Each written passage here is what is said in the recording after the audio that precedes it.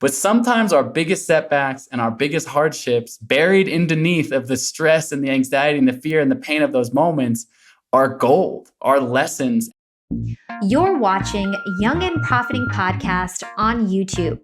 Welcome to the show. I'm your host, Hala Taha, and on Young and Profiting Podcast, we investigate a new topic each week and interview some of the brightest minds in the world.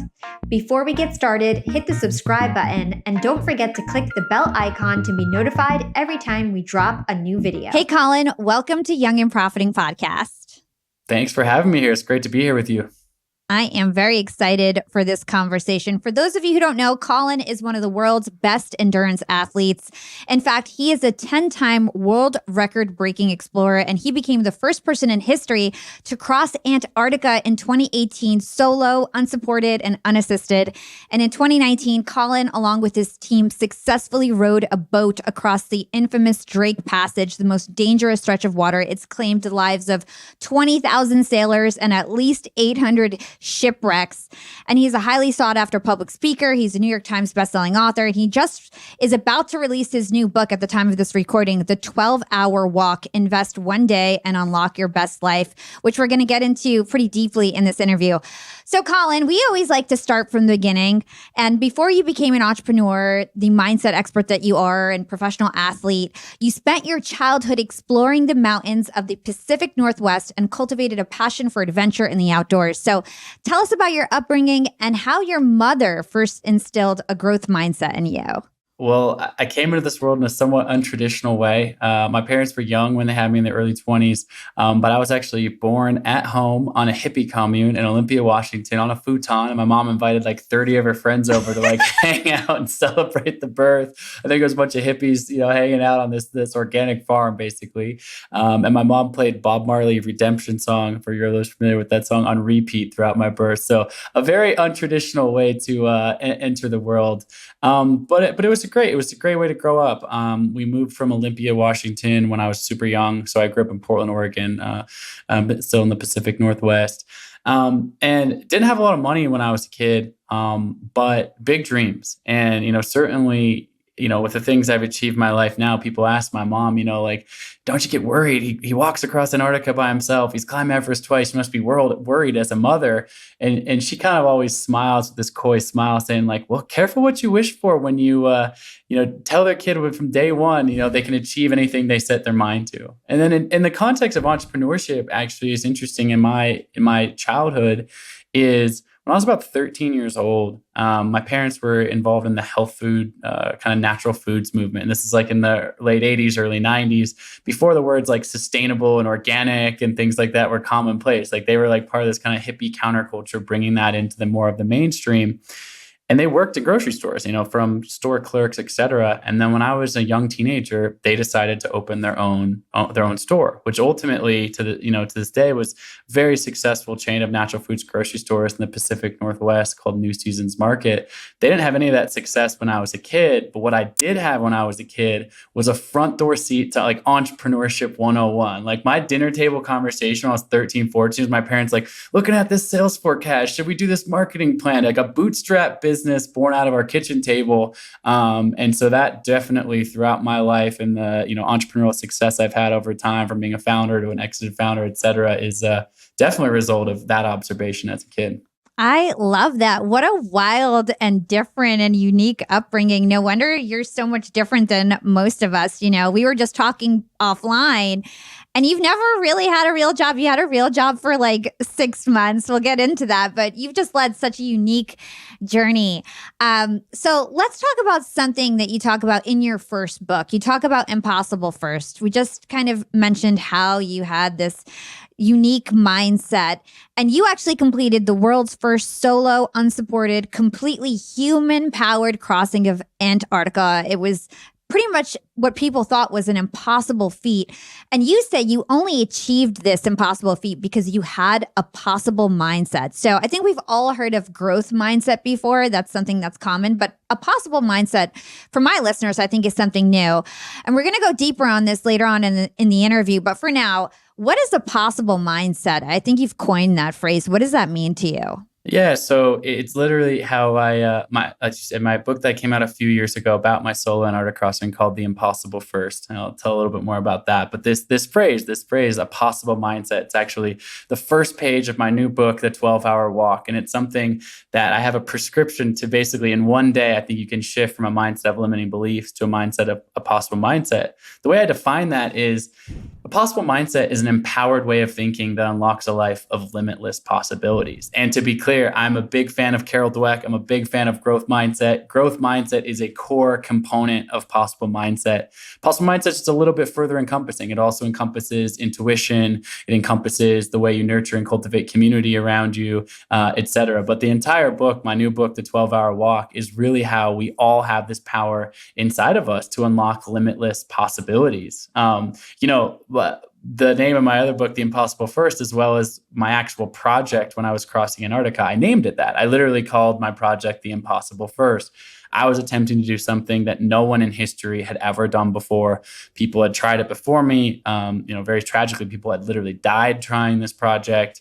And the project was to be the first person to cross Antarctica solo. But as you mentioned, unsupported. That means no resupplies of food or fuel. So I was dragging a 375-pound sled behind me the entire time with all the food and supplies I would need because no resupplies. And then unaided means no kites, no dogs, no nothing else propelling me. It's just me mano a mano, 1,000 miles. Ended up taking me 54 days. I was on my last bite of food. I didn't have nearly enough supplies with me because I couldn't carry it all, obviously, to make that crossing. And because of that, people said, hey, this project is impossible. Some of the best people in the world have attempted this. People have died trying this. Like, this is impossible. And I named my project The Impossible First, not as like a wink of, oh, I'm going to call it The Impossible First to show everyone to prove this wrong. To say like, this might be impossible, but I'm willing to try. I am willing to open up the possibilities of them being wrong or maybe you're proving them wrong. Because I believe like when we dare to dream greatly, when we set massively audacious goals, we either succeed and amazing, that's wonderful, or maybe we fall a little bit short of that. But in daring to dream greatly, we got 90% of the way there. We succeeded immensely in doing so. So I always say, I'm not the only one that ever says this, but you either fail or you learn, right? Or excuse me, you either win or you learn. There's no failure. So it's like, that's the ethos that I sit here with 10 world records. I sit here having had successful business ventures and stuff like that. But that's been built on the backside of failures, learnings over time, etc. And my new book, The 12-Hour Walk, one of the core components of that is breaking down that limiting belief, that fear of failure. So many people don't even start. Hey, that goal's impossible. That summit's too high. Everest is too far. What's my Everest? It's too far. I'm never going to get there. So they don't even start the process. And that, to me, that is the ultimate failure. Trying something, putting your heart and soul into it, starting that business, iterating, pivoting, shifting, evolving, and then maybe not getting the exact end goal you want. Amazing. You learned a million things and you're going to apply that to the next thing that you get after. Oh my gosh, I love this. And I can hear the enthusiasm and passion from you. And we had a guest that really reminds me of yourself. Wim Hof was on recently. He's the Iceman. And he also is just like so enthusiastic. He also does these crazy challenges that everybody thinks is impossible. And he has like a deeper purpose. His purpose is he wants people to release their beliefs about what is possible with the brain and how we can control our bodies and what's possible for humans. And I have to imagine that you have some deeper purpose. It wasn't just you trying to prove that you can do something. What was like the real drive behind all of your excursions so far? Yeah, absolutely. You have to have a why. I don't think there's the external gratification of, I'm the first or I did this, it is really anything. It's enough to maybe get you out the door, but it's not enough on day 35 when you're starving in Antarctica to keep putting one foot in front of the other. For me, it's been a cultivating a passion in twofold. One is to push my own body and mind, but in a way, I love telling stories. I love sharing stories. That's why I love writing books and other film and TV and media projects that I've done and I imagine it's why you have this podcast. Like, our other people's stories have the ability to inspire, to ignite, to have this ripple effect. That's why I love consuming podcasts. That's why I love reading books, right? Because other people's stories, other people's learnings, there's so much to be gained from that. And so for me, part of my mission is to do this for myself, but the bigger mission is to inspire others. I have a nonprofit that's really focused on kids and kids' health. I asked them this question, what's your Everest? I asked these, 8, 9, 10-year-old kids to raise their hand in assembly. What's your, Colin, my Mount Everest is to make sure the snow leopards are off the endangered species list. Or Colin, my Mount Everest to be the first person in my family to graduate from college. You're sitting there in Jersey City. I'm guessing you don't actually want to walk across Antarctica solo or actually climb Mount Everest, but look at what you're doing. Like, you've got this podcast, you're crushing it. So many people are listening and inspired by your message because that's your Everest to do this. And so a big part of that is inspiring others. And ultimately, my new book, The 12-Hour Walk, at its core is just that. My first book, and I'm proud of it, New York Times bestseller, The Impossible First, is my story. It's a memoir of my life and that expedition. I'm incredibly proud of the story in there.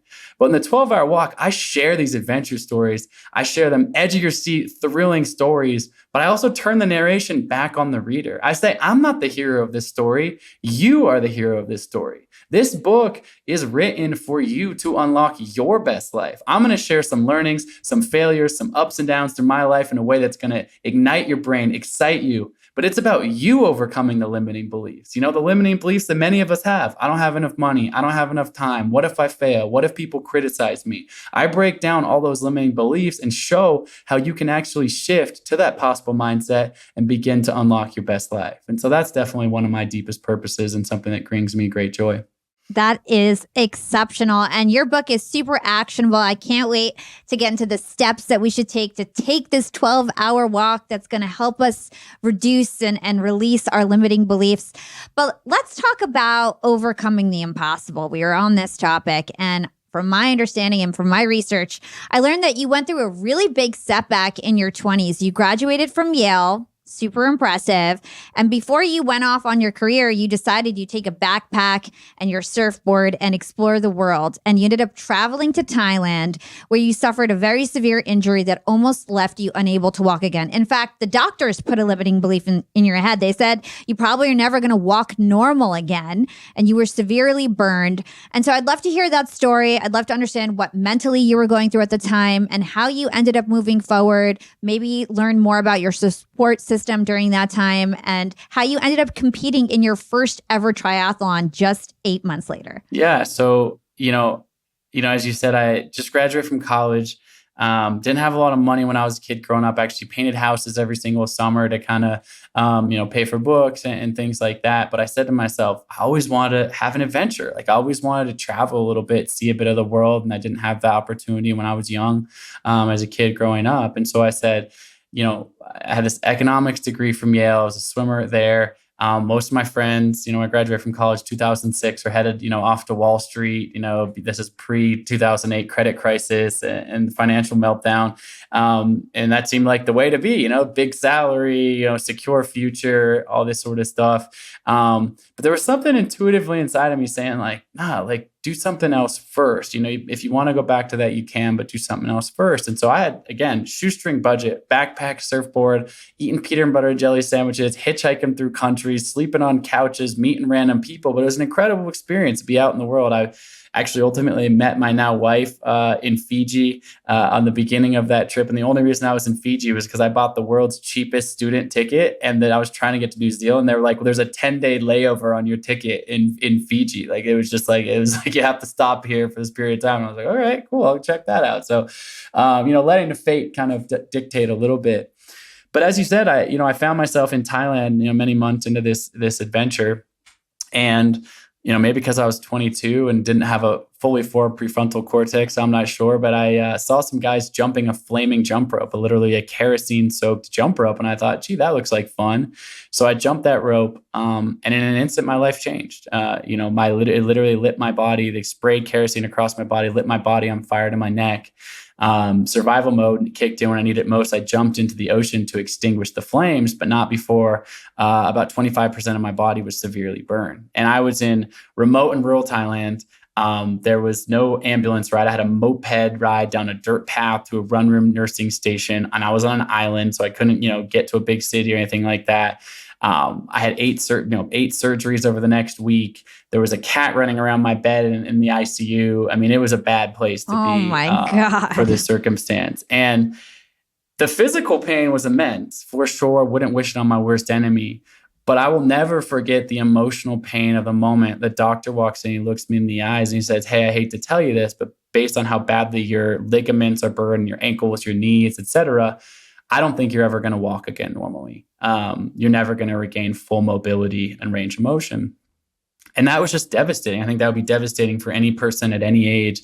But, as a 22-year-old kid who was like very in his body as an athlete and whatever, it was just like my identity was just like in an instant. I made one mistake and like, boom, like who am I without, this physical capacity that I've, kind of depended on throughout my life. The heroine to this story, really the turning point of the story, is my incredible mother. She shows up in Thailand, kind of finds me. It takes her 4 or 5 days to kind of track down. I'm in such a remote part of Thailand. It takes her a while to even find me, but she gets there in the hospital. And I can only imagine as a mother what it's like. She tells me now that she was crying in the hallways, pleading with the doctors for semblance of good news, not getting it. But she actually never showed me that fear at all. And this is the crazy part of this story. Like, this is the turning point. This is the thing that changed my entire life. She instead came into my hospital room every single day with this huge smile on her face, this huge air of positivity, daring me to dream about the future, saying, "Look, you messed up. We're not going to sugarcoat this. This is a bad situation. I'm freaked out, but life isn't over. What do you want to do on the other side of this?" And she kind of, pushed me on that and pushed me on that and pushed me on that. And finally, I closed my eyes and I said, I just visualized myself crossing the finish line of a triathlon. And again, turning point moment. She could have easily said, "Yeah, I said set a goal and look towards the future, but like the legs and the bandages and the blood, like maybe something more realistic. Triathlon, probably not in your future, But instead, she didn't do that. She was like, "Actually, great. You know what? Let's start training right now." And she yells out to the doctor. She goes, hey, doc, can you bring in some weights?" And the doctor's looking, "What are you talking about?" Yeah. My son's training for a triathlon now. So I have this picture of me. I'm lifting 10-pound dumbbells. There's this Thai doctor looking at me like, this stupid American kid never going to walk normally and tell me he's training for a triathlon. This is ridiculous. But it was fixed in my mind. And definitely no way I would have had that without my mother's daily support, not just in that moment. It was several months I was in the Thai hospital, flew back to Oregon where I was from. I was in a wheelchair, hadn't taken a single step when I got home. She taught me how to walk again, one step at a time, but still competing, thinking about this triathlon. And then, fast forward, I did want to get out of my parents' basement and get on with my life and start my career. So as you mentioned, that the one time I had a quote unquote real job, I took a commodities trading job in Chicago. I thought I'd work in the finance industry. And yeah, I was still banged up and bandaged up when I took that job, but I started my career. But I signed up for the Chicago Triathlon to honor this goal. And just 18 months after being burned in this burned in this fire, I started this triathlon, started the race. Completed the race, a mile of swimming, 25 miles of biking, 6.2 miles of running. I get to the finish line. I cross this finish line. I can't believe it. I've overcome, this big setback and kind of proven to myself that I can be able-bodied and whole again. But to my complete and utter surprise, I didn't actually just finish the race. I actually won the entire Chicago Triathlon, placing first out of nearly 5,000 other participants on the day. But I don't share that story as saying like, oh, I guess that just means I'm a superhuman athlete and I can do whatever the hell I want. Like, whatever. That's not the point at all. And that's not the way I feel about it. The way I feel about it is exactly what we were talking about before, is that I was living in a moment of fear, a moment of doubt, a moment of understandable limiting beliefs. And as you said, the doctor put that limiting belief on me. You are never going to walk again normally. A doctor says a diagnosis. It's very easy to just be like, yep, okay, like that's the deal. He's the expert. Right, he's the expert. But in the end, my mother opened the door to what I now call very fondly a possible mindset. She says, look, this is bad, but there's limitless possibilities on the other side of this. And so that lesson, not the win, but what I realize is all of us as humans, this is not just a story about me, this is a story about all 7 billion of us on this planet, is that we have reservoirs of untapped potential to achieve extraordinary things in our life. But it all starts with our mindset. And then we can cultivate and flex and develop that muscle. I love to say the most important muscle any of us have is the 6 inches between our ears. And we can flex and develop that. And the 12-Hour Whack book is ultimately about how we can all do that and harness that power. The possibilities are limitless. And so it's weird to say, But sometimes our biggest setbacks and our biggest hardships, buried underneath of the stress and the anxiety and the fear and the pain of those moments, are gold, are lessons. And I wouldn't be sitting here with 10 world records. I wouldn't, it's crazy to say, but like all of my world records, I use those legs, but the legs after they had been burned, not before they had been burned, after they had been burned, because my mind was so much stronger on the other side. Oh my gosh, you're like hitting on all the things that I was like planning on hitting on. Like it's everything that you're saying is pure gold. So there's a couple lessons that I see in this. First of all, I feel like a lot of people think that when they're going through a tough time, they need this huge support system. They want like 10 people around them supporting them. Really, if you have one person in your corner when the time is getting tough, then you are like really blessed. Like you just need one person to help you if you're in a bad situation. And there's some people, unfortunately, who don't have one person.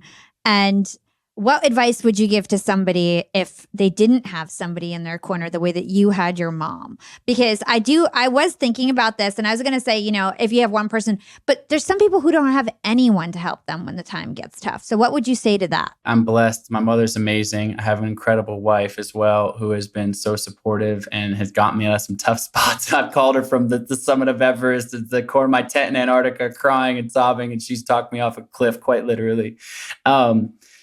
But, it is a good question if you didn't have that person. Here, what I would say is that I think cultivating community is hugely important. I think the people, you've probably heard it said before, the net product of the 5 people you spend the most time with. And the question is about not having anyone around you. What most people, I would say very, very most people in this day and age of connectivity, they have connection to the internet.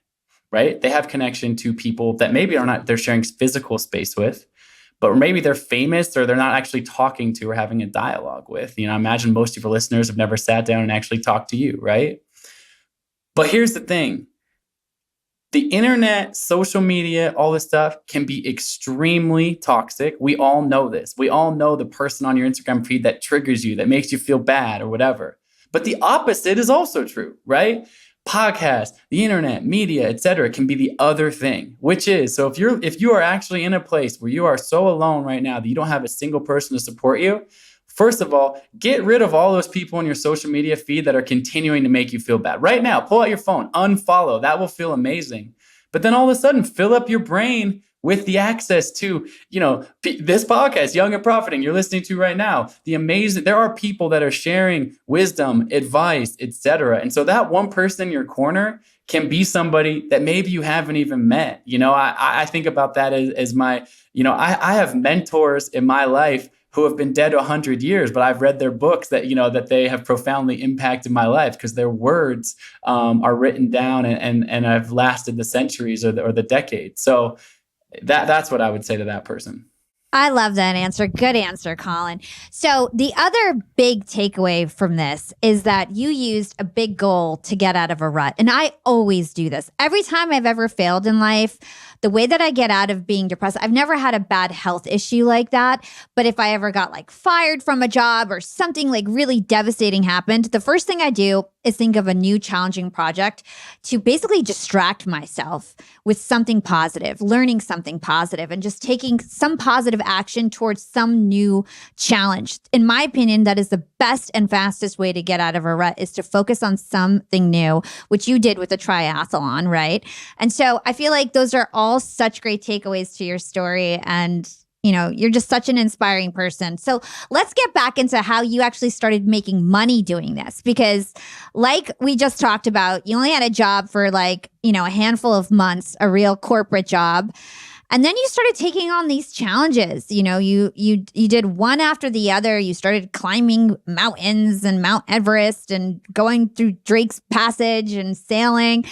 And how did you actually make money? Like, what's the business model behind that? No, it's a great question. So, with the 12-hour walk, and again, I'm chomping at the bit to share the fuller message with you. I know we'll get to that, but it's good context. No, it's good context here, which is before writing this book, and we'll get to what it's all about, I said, I want to help people unlock their best life. And people define that differently. Like people define what that looks like, right? That can be making $1 million. That can be saving 1 million lives. That can be spending more quality time with my family. That can be, traveling the world, right? There's no right answer to that question. Again, it gets back to that. What's your Everest? It's your Everest. It's not my Everest. It's your Everest. But the number one question when I polled my audience, when I talked to people, what is standing in the way of you living your best life? The number one response was, I don't have enough money. I don't have enough money. And which, if you reverse engineer that, it's basically people saying, if I had more money, I would be living my best life. Now, I could probably poke holes in that as well, but I have gone from a life of being a kid who didn't have very much money to now at this phase of my life to having cultivated quite a bit of abundance, financial success. I had an 8-figure exit with a business that I started a couple of years ago. I've had that success in my life now, and I've worked hard for it. A couple of things. One is, how did it actually start? Like in that moment, I actually, from my corporate job, win the Chicago Triathlon. I end up at a barbecue at this guy's house who's another commodities trader. He hears the story. Wait, you weren't walking a year ago and now you won this trial? Like, this is crazy. Do you want to continue to focus on this? And he said, I would be your first sponsor if you wanted me to, if you wanted to pursue this. Now, what was clear, and he even said this to me, he goes, but you're on a bright path. Like, you have this financial career, you have this education, et cetera. If you keep doing this for the next 30 years, like, you're going to make money, you're going to do quote unquote well for yourself, et cetera. And what I'm offering you is, basically a few plane tickets. You can sleep on your friends' couches around the world and, eat some peanut butter and jelly sandwiches, back to basically what I was traveling around, bumming around the world. But here's the difference. If you want to follow your heart, do it.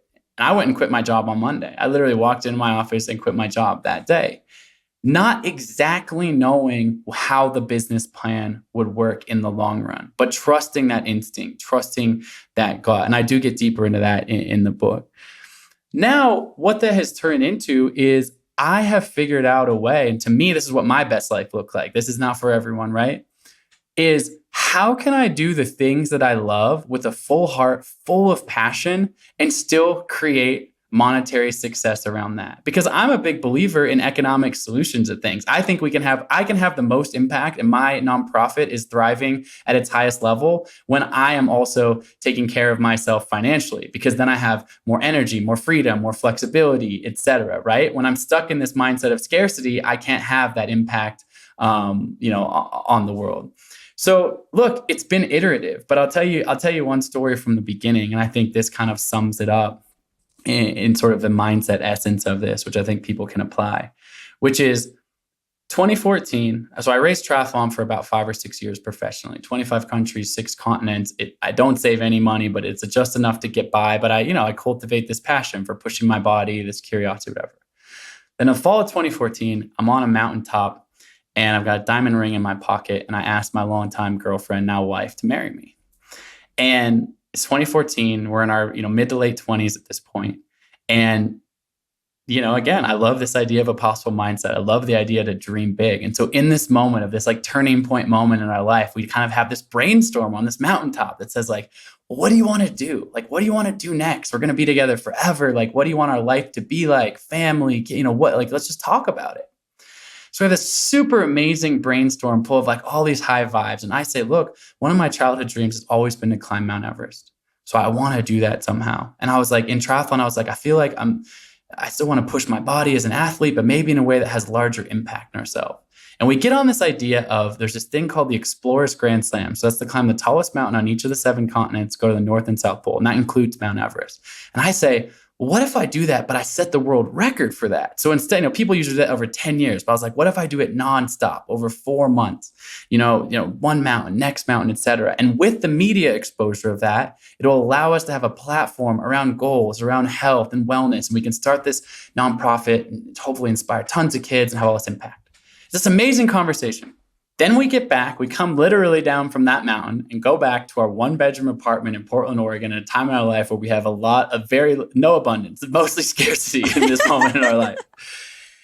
And this is the moment where most good ideas die. I know there's a lot of entrepreneurs listening to this. Like, this is the moment. This is the moment when you're like having some beers with your buddy and you come up with this like amazing business idea and you hash it out in the back of a napkin and all this sort of stuff. But you wake up a little hungover on Sunday morning. And you're like, yeah, man, like that business only works if we can raise $5 million and have like funding from like this massive like PE firm or whatever that is, right? Or in a less of a business context, you're out with your buddy, you're like, oh, we're going to run that marathon. We're going to train all year for it. We're going to do this, whatever. And you wake up and you're like, yeah, man, like I don't even want to go on a run today, let alone like for the next like 6 months, right?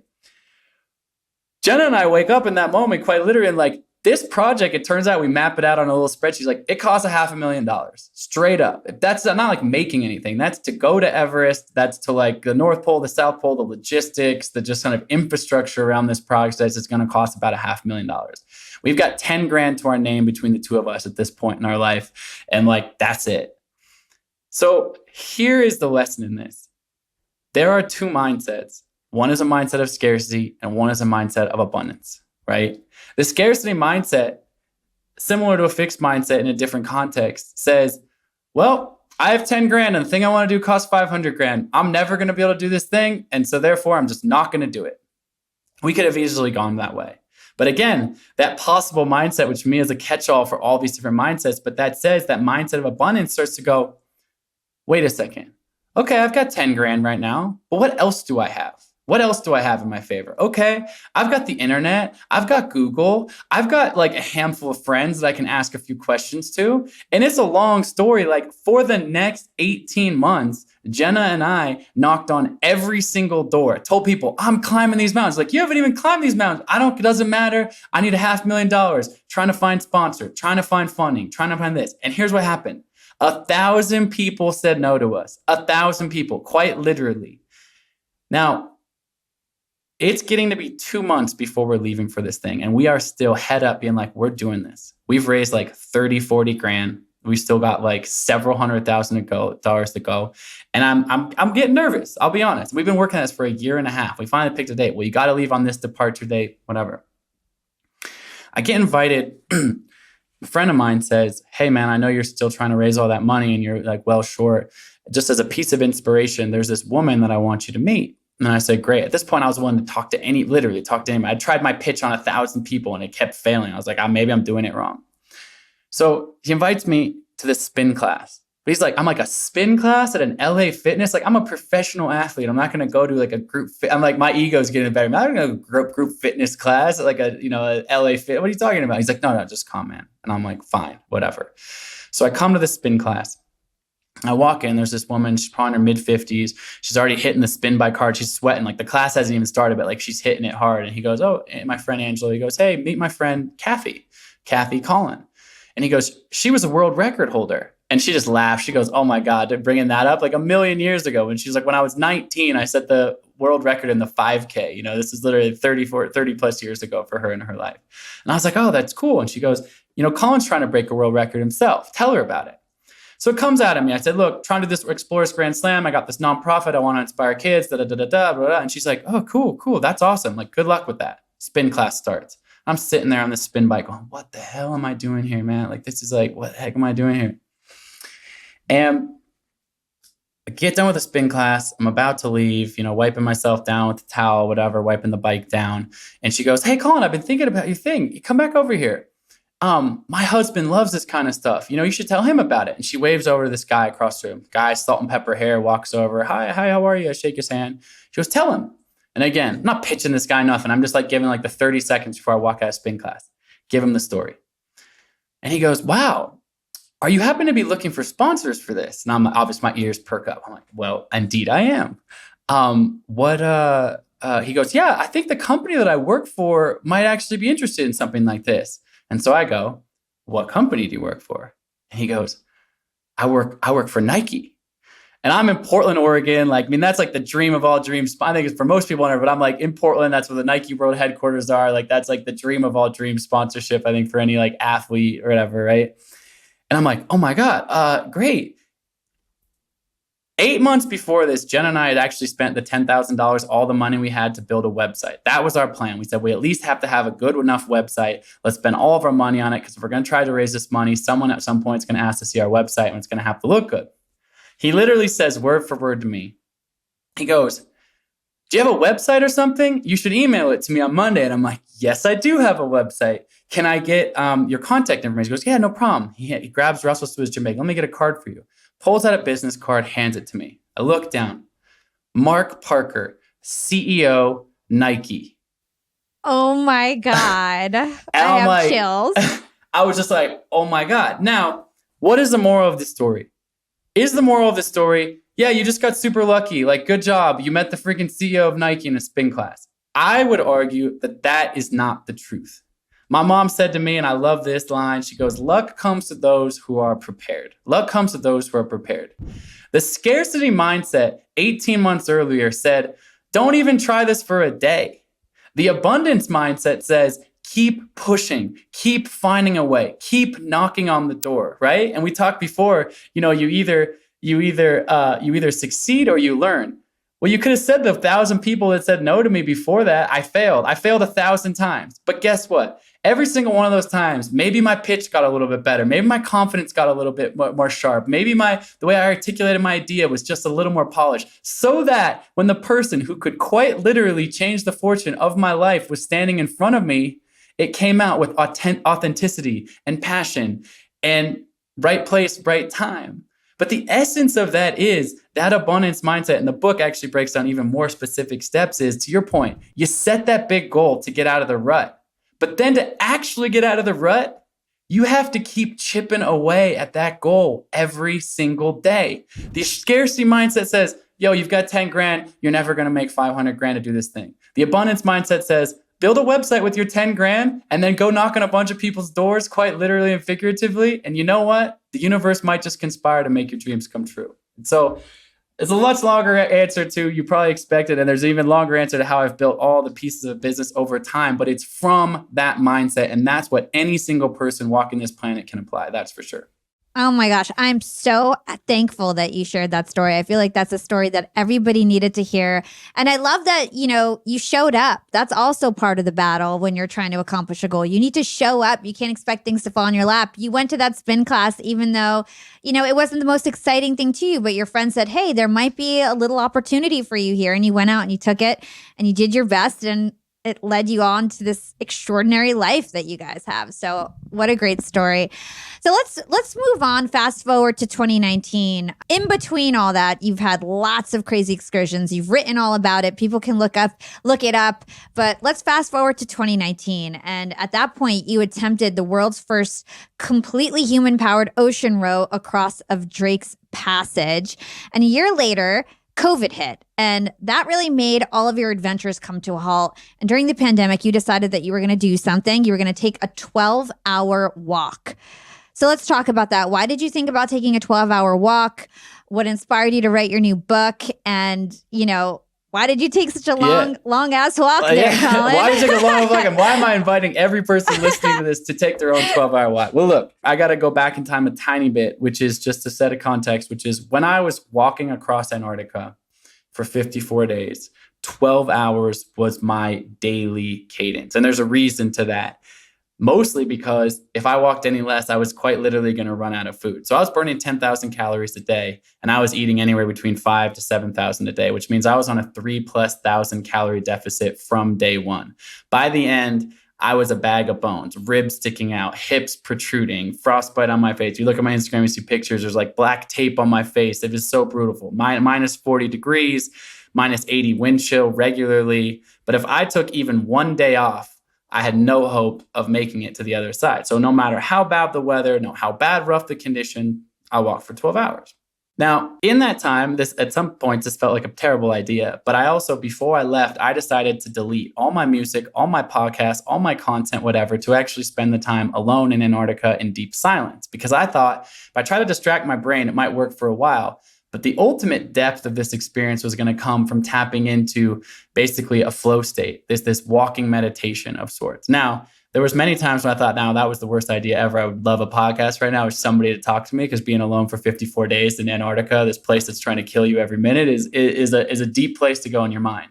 But ultimately, my thesis proved to be true, which was on the second half of that journey. As my body declined, as my physical ability started to decline, my mental acuity actually started to strengthen. I felt so tapped in, not just to the competitive nature of becoming the first. And I was actually racing another guy out there, which is a whole other different story. That was a crazy battle happening out there. But I was pulling this sled and I tapped into day after day of flow. And what that actually led me to was way more than, not oh, hey, Colin, you're talking about purpose. I did it. I'm amazing. Put my name on the front page of the New York Times. I'm humbled by that, exposure and all that sort of stuff. But that's not what it was about. What I got tapped into was fulfillment, purpose, gratitude, love of family, love of career, love of passion, love of building things, love of impact. Like I felt just like squarely in my body, mind fulfilled. And I think most people, unfortunately, are walking through life pretty unfulfilled, pretty unhappy, wishing they had more, wishing they had something different, kind of stuck in a rut, so to speak, in life at sometimes. But I thought, wow, I got to the other side of Antarctica and I figured it out. Like I've hacked it. Like I've got this. I can carry this with me, this inner strength now forever. And that was true for a few years. I'll be honest. I had some big wins and some successes and really generally woke up feeling pretty great. And then as I think we all remember, the spring of 2020, the world just comes to a crashing halt. And fortunately, I wasn't sick with COVID, but reading the news every day, the fear, the uncertainty, the borders are closing, stay in your house, this person might get sick, worrying about my grandparents, worrying about my parents, it's all the different factors in that moment. It just really disrupted my mental health in a really significant way. And I found myself, my wife and I went and basically locked ourselves for the lockdown in a small house on the Oregon coast that my family has, just me, my dog, and my wife in this little cabin, this tiny little town. And my wife looks over at me one day and she's like, hey, you don't seem like you're doing it. I'm like, I'm not. And she goes, just throwing it out there, like you haven't changed out of your pajamas in like 3 or 4 days. You've just been sitting on the couch, like doom scrolling the news on your phone and like reading these like intense headlines. Like, she's just like, hey, like just check it in. Like, and I was like, no, you're right. I thought back, when's the last time that I felt, somehow a little bit more connected in my mind, body, and spirit? I said, it's weird, but it was when I was walking across Antarctica alone, even though it was so hard, even though my body was so beat up, even though it was the depth of challenge and despair sometimes, I actually felt really lit up in that moment. So I said, I'm grasping at straws here. But I said to my wife, Jen, I said, tomorrow morning, I'm going to wake up. I'm going to go for a walk, 12 hours all day, just like I used to do in Antarctica. And she just kind of laughed. She's like, sure, man, like whatever. It's like one of the few things you can do during a lockdown is walk around by yourself. And so I walk outside. 20 minutes into this walk, my phone buzzes in my pocket. And I instinctively reach down for it. And my buddy's texting me, I'm going to text him back, whatever. And I look and I'm like, man, I've just been like doom scrolling the news, staring at social media. Like maybe I don't need my phone for this. Like what? Like, and I just instinctively put my phone in airplane mode and keep walking. So I walk down the Oregon coast. I take breaks and whatever, but I'm out there all day long, 12 hours alone, no music, no podcast, nothing, alone in my head. And I walk back in the front door of our house. My dog jumps up on me and my wife says to me, she goes, you're back. And I'm like, yeah, I told you I'd come back after 12 hours. And she's like, no, you're back. She knows me so well. She could just see like in my eyes that like the reset in my body, mind, spirit was instantaneously profound. I didn't even have to say anything. She's like, you're back. Oh, it's so good to see you that in that way, in a more greater context than actually just being physically there. Right. And so I was like, yeah, I feel better than I have felt in so long, stronger in my mind, reset, et cetera. I'm so glad I did that. Now I thought, look, I'm the guy who walked across Antarctica solo. I'm the guy who've done all these ridiculous things physically, tap deep into my mind, all this kind of stuff. This is just me like hacking back into my own ability to do this. But it's COVID.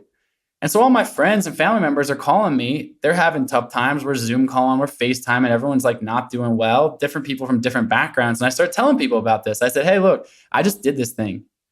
And a lot of people took me up on it. Young, old, fit, not so fit, doesn't matter. And I said, look, it doesn't matter if you go 1 mile or 50 miles. Take as many breaks as you want, but take the day, the 12 hours in silence to be outside. Before I knew it, dozens and dozens of people were trying this. And every single person that I knew to come back from that walk came back with that same, you're back, lit up way. This same, and again, it looked different for different people, but stuck in this job that I was frustrated with, and now I have a way out of that. Or, I've been thinking about this goal. I'm actually going to apply myself towards it. Oh, wow, this business idea that I've kind of had in the back of my mind, had 12 hours to think about it, and now I'm jamming on my computer, my partner, and we're like going for it. Like every single person I knew to take that walk had this shift. And I take this as far as my 77-year-old mother-in-law. She did the 12-hour walk. For her, that looked like walking one time around the block of her, her neighborhood and then sitting on her front porch for an hour. There's no right way to do it other than to take the day. What I have become extremely passionate about, why I wrote the book, The 12-Hour Walk. In the book, there's rich storytelling. In the book, you will be lit up with advice, adventure, how to overcome all of those common limiting beliefs. I don't have enough money. I don't have enough time. What if I fail? What if people criticize me? The common things that are holding us back that we've all dealt with in our own minds, myself included. The stories that I share in there are me showing you how I have been in all of those moments myself, but I figured out how to overcome them. But at its core is this call to action of the book. The book is an essential companion to the call to action. I encourage everyone to pick up a copy. I'm very proud of it. I think you're going to love it. It's going to change your life. But at its core is this simple call to action. The book is called The 12-Hour Walk. Invest one day, conquer your mind and unlock your best life.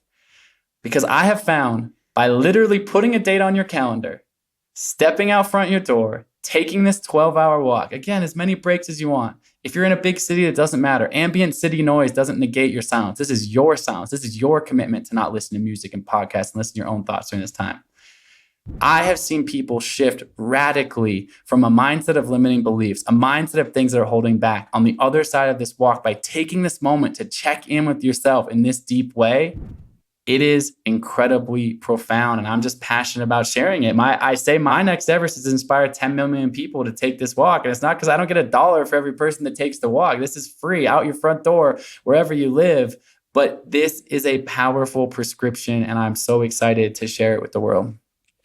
I love this advice because I feel like it's sort of the same outcome of meditation, but meditation is really scary for people. And to me, meditation is boring, right? I'm an active entrepreneur. I have ADHD probably. Taking a 12-hour walk seems doable. You know what I mean? It seems like it's a little scary. I know you have to be completely alone. You got to really unplug. But you can, like you said, you could take as many breaks as you want. You don't have to necessarily go that far. And you just have to set a day and you can potentially really think through some limiting beliefs and overcome your Everest and figure out how you can accomplish your biggest goals. And having that alone time is so key. And I feel like giving people that roadmap is so helpful. So I'd love to go over the 6 steps with you. You talk about 6 steps to take a 12-hour walk. And you need to prepare. The first 3 steps is all about preparing. The first step is to commit. The second is to record. And the third is to unplug. So I'd love for you to kind of just walk us through the first 3 steps. And then I want to take a moment to talk about some common limiting beliefs, and then we can get to the next 3 steps. Yeah, for sure. So the first 3 steps is commit. Really, that's the big one, which is you're listening to this podcast right now and you're thinking to yourself, I always say the 12-hour walk journey actually starts right in this moment. The 12 hours of the walk is obviously the profound element of it. But this is actually the moment, the decision moment. You're being suggested this for the first idea. And your mind might be going, maybe, maybe not. I have these limiting beliefs, whatever. What I found is actually this moment is actually where it starts because I am holding up a mirror to you. Just by suggesting this to you, people's brains do different things. They go, oh my God, amazing. I'm going to do it. I'm signing up now. Or, oh my God, this is a terrible idea. Most people are in between. Well, I would do that if I didn't have such a busy life and the kids and the this. Oh, I don't have enough time. Turns out that the limiting beliefs that people apply to the 12-hour walk when they're considering it are more often than not the same limiting beliefs that they're applying to on loop to many, many, many, many, many different things that are holding them back in their own life. But by taking step 1, by committing, you rewrite that. I call them limiting beliefs on purpose because they're beliefs. They're not limiting truths. They're not limiting facts. They're beliefs. Beliefs can be rewritten. By committing and taking step 1, you're proving to yourself, yep, I had that limiting belief. I didn't have enough time. But you know what? 3 Saturdays from now, I'm making the time. And so when that limiting belief comes up on the other side of your walk, after the fulfillment of the walk, you start to go, oh, I recognize these limiting beliefs. And sometimes when I push back against them, the outcome is positive. I can make that limiting belief voice quieter and quieter. So step 1 is huge. Commit. You can pick a day. On my website, 12-hour walk, come, sign up. That commitment, even just writing that down and you're committing to it and I'm holding you accountable to it, that makes a difference. If you're looking for actually more participation, September 10th, I'm inviting mass participation in the walk. I'm walking that day. You're still walking from your front door. You're still walking by yourself, but there is a knowledge that there are lots of other people out there doing that in the same moment as you are. Step 2, record. So this is meant for us to be able to have a little bit of something to look back on. And so I want you to set intentions. The book walks you through limiting beliefs. The book is an essential companion because it opens up some ideas and some thought stories around what you're working towards. But when you sit to your front door, we all have these phones in our pocket, myself included. It's like, fine, let's use that for a second. Put your video camera on. And this is a video for yourself. Hey, I'm doing this 12-hour walk. I'm a little bit nervous. I've never done this before. God, I can't remember the time I was alone this long. But on the other side of this, I want to X. Similar to meet my mother in that hospital room saying, hey, what do you want to do when you get out of here? Set that intention, set that goal, because more than anything, that ripple effect of in your subconscious is extremely powerful. So you record that for yourself to look back on later. And then number 3, very important, unplug.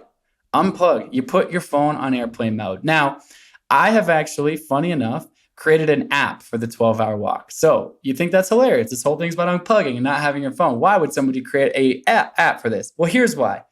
Because most people are thinking to themselves, but I need Google Maps because I don't want to get lost. I need a timer of some kind that counts down the 12 hours so I can check. I'm said, great. I've created an app for that. The app tracks you on your walk in airplane mode. The GPS works in airplane mode. You can see a line of where you walk. You can zoom in and out on Google Maps inside of the app. Great. So you no longer have that excuse.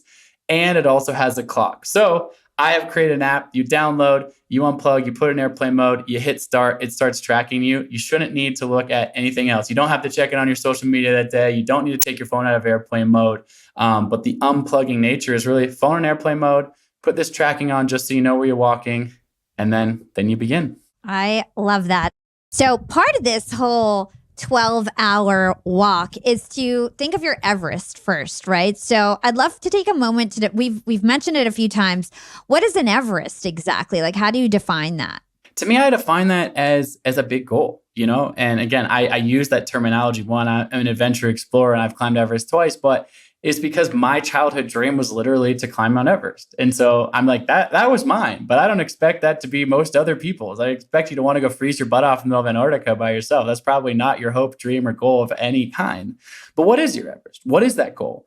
And I think, as you said, to have that goal is a hugely important sort of determining factor. There's a little bit of departure from the question, but I think it's important here because I've come to think about life a little bit on this of a scale of 1 to 10. Now, 10 being our summit moments. 10, you summit your out ever. You make that achievement. It's the high. Or maybe it's, not an achievement externally, but you have your first child or you fall in love. These are the peak moments of life, 10s, right? And 1s are our lowest moment. Our lowest moment. I mean, just me being burned in that fire, being told I would never walk again normally, a massive setback, your company you start goes bankrupt, whatever that is. Those are low moments. Like, those are terrible. No one really wants to experience those. But when I think back to all the 10s that I've experienced in my life, I have realized that they're connected to the 1s in that I didn't experience my 10s in spite of my 1s. I actually experienced my 10s because of my 1s. Now, most people in modern society, unfortunately, get caught in what I call the zone of comfortable complacency, the zone between 4 and 6. Like, you have a job, it's fine, you don't love it, you don't hate it, you go every day, but it's like 5. This is genius. Or you've been dating somebody for a while, right? And like, you've been dating for a few years, you live together. It's not toxic, it's not abusive, it's not like a bad situation, like, like horrible thing.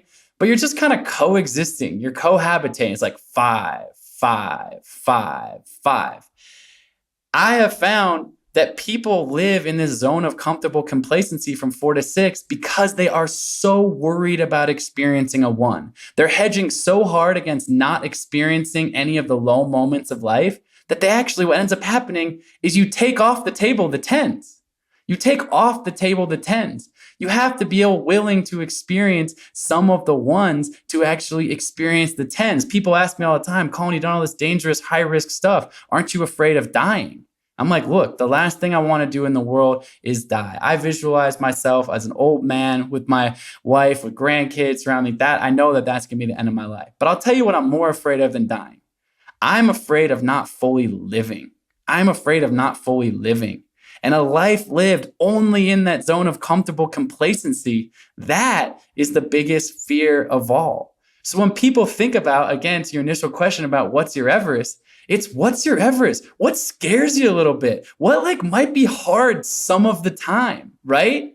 You have to be willing to embrace that. This 12-hour walk, even for people, is a step outside of the comfort zone. Will your feet get tired at some point if you're on your feet for the better part of 12 hours? Absolutely. Are you going to get stuck in some loop in your brain because you're not used to being able to distract yourself by your social media? Yep, you are. Meaning you're going to experience maybe not a 1, but maybe a 2 or a 3 or some moments of discomfort. But I have never known anybody to get back to their front door not experiencing an 8, a 9, a 10, this peak moment. How many days in our life do we not even remember? What'd you do last Tuesday? What'd you do a month ago? What'd you do this? This 12-hour walk imprints on you, but in a way that allows you to go, oh, if I just for one day can prove to myself that actually a little bit of discomfort, a little bit of a shakeup outside the norm, not another 5 day can exist for me, how can I go chase other things in my life? And that Everest allows you to anchor that and go, oh, now I see the journey is not necessarily linear, but the quote unquote negative or the harsher emotions of that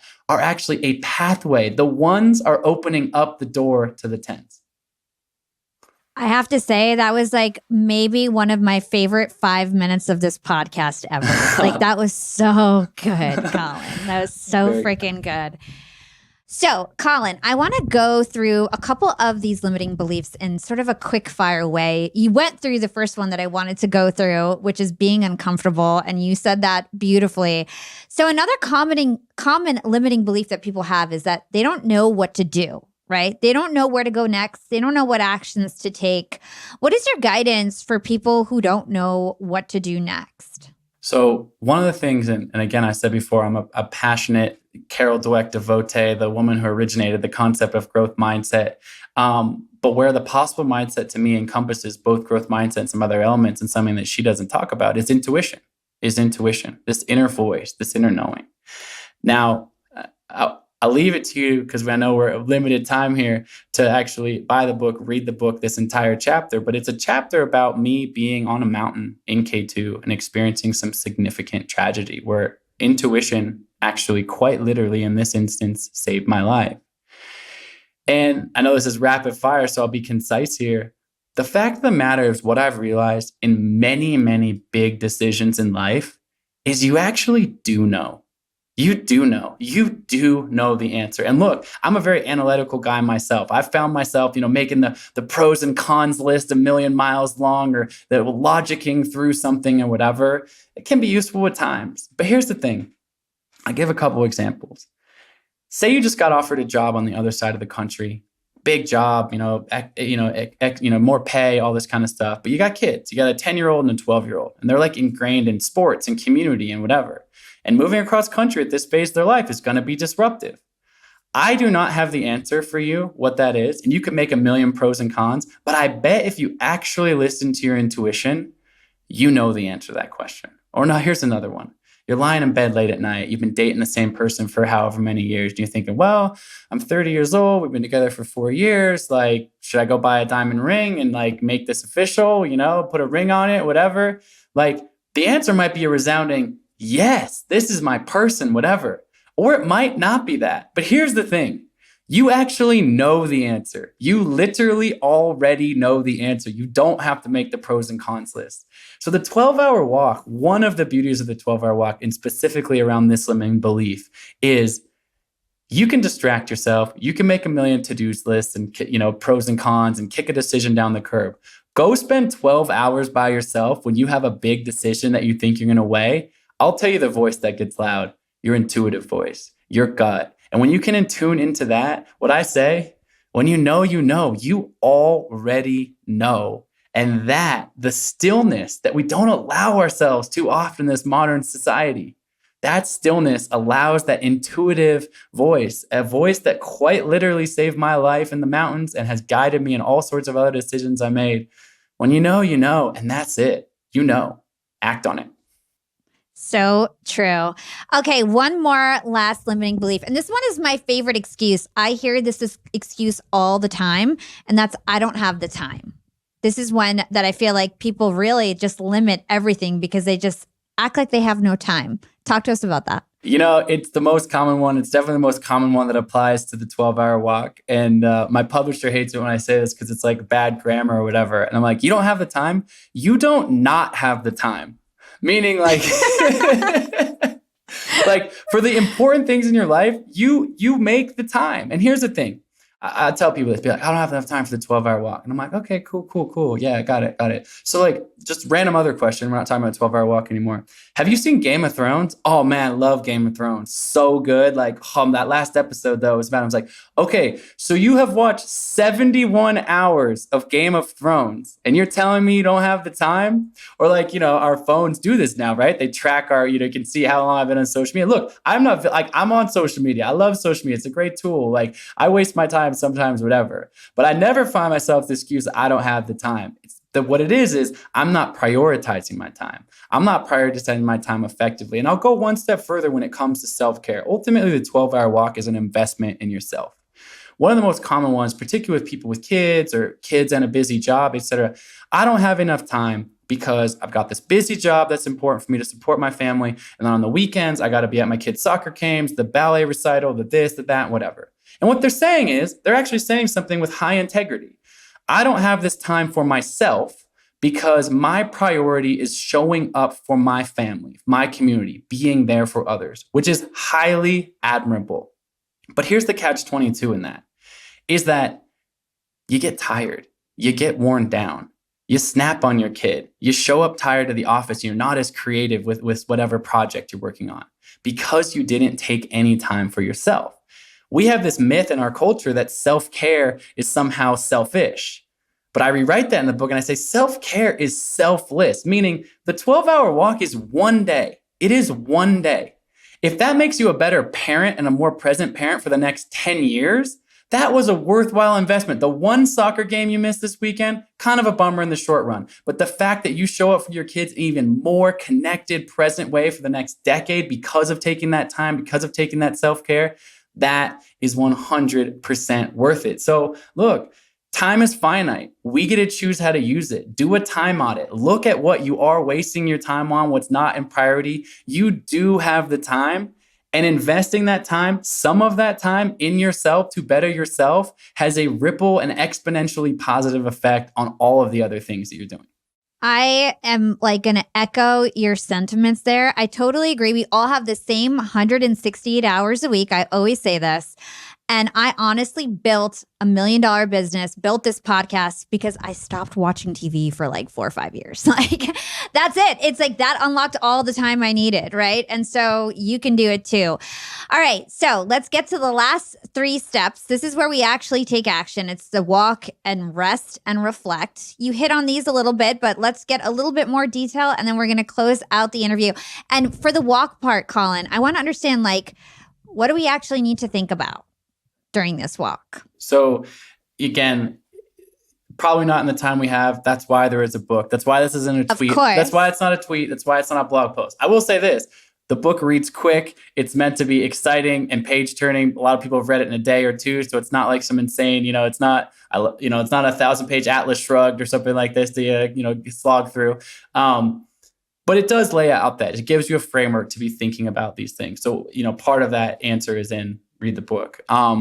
But also during that walk, we're all dealing with different limiting beliefs. I write about the 10 most common ones. 3 of them might be like, oh my God, I'm dealing with it. The other 5 or something like, oh, that's not me. But those other 3 might be something for a different person. So I can't tell anyone specifically what it is. Again, the book really lays out a framework for what to think about and how to engage your mind at that intention of that. A couple things about the walk and just in practical matters, the website, 12hourwalk.com, you sign up there. There's lots of FAQs. I'll email you more inspirational content along the way to keep you accountable to your commitment. But more than anything, it's wherever you want it. I actually encourage people to do it out the front door. And I say that for a reason, which is it's so easy to go, oh, one day I'm going to do this. I'm going to wait till I'm on that vacation a year from now in Hawaii on the beautiful trail of the da-da-da-da, like the whatever.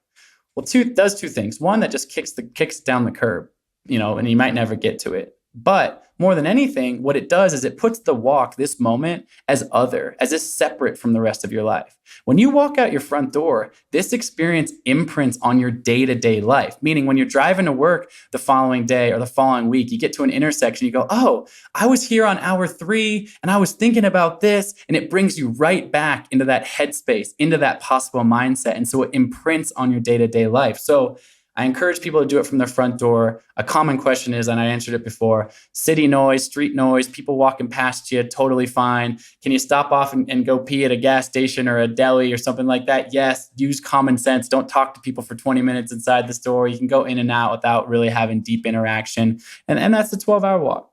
The rest, also important. The rest is, look, this is meant to meet you where you're at. You're not hearing this you're like, well, great. Colin's a 10-time world record holding explorer, walked across Antarctica, pulling a 375-pound sled. Must be nice. Like, this isn't for me. No, that is not the point. This is not a race. This is for you, to meet you where you're at today. You don't need to train for this. You take as many breaks as you want. The rest is fine, because the rest, you are still out there. You are ultimately out there training your mind. You are training your mind. That stillness, that quiet, that solitude still is maintained during those rests. The clock is still ticking. It's the 12 hours spent alone. Walk when you can, move your body when you can, be outside the whole time. That is the exercise. And then the reflect. The app prompts you to do this. I say this in the book. I prompt you to do this, but it's the same thing as the front end. That video on the front end, take that video on the back end.